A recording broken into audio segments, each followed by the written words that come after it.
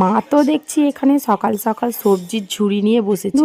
আমি খুব একটা সকাল সকাল ঘুম থেকে উঠতে পারি না, আর সকালবেলা যেহেতু ঘুম থেকে উঠতে পারি না, তার জন্য বেলাতে ঘুম থেকে উঠেই চোখ খুলতে না খুলতেই আমাকে রান্নাঘরে ঢুকতে হয়। কারণ আমার বর যে 10টার মধ্যে অফিস বেরোবে, তাই ও ভাত খায়, আবার সেখানে গিয়ে দুপুরে খাওয়ার জন্য কিছুটা খাবার নিয়ে যায়।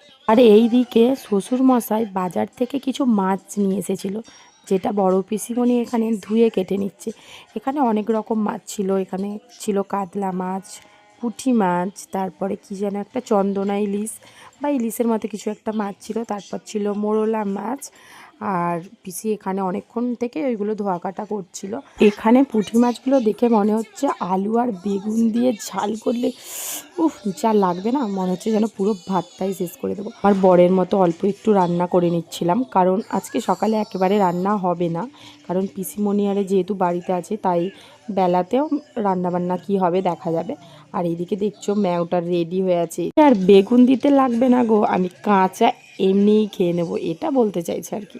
আর দেখছো পুঁটি মাছগুলো তো আমার খুবই ভালো লাগছে, তাই বারবার দেখাচ্ছিলাম। আর এইদিকে আমি ইলিশটা একটু বেগুন দিয়ে আলু দিয়ে সর্ষে বাটা দিয়ে ওকে ঝাল করে দিচ্ছিলাম। আর এখানে হচ্ছে এই যে পিসিমণি মোরলা মাছগুলো আবার নিয়ে বসেছে, আর দেখা যাক পরে কি কি রান্না হয়। পিসিমণি এখন মাছ বাছতেই আছে। পরের ভিডিও দেখার জন্য আমার চ্যানেলটি সাবস্ক্রাইব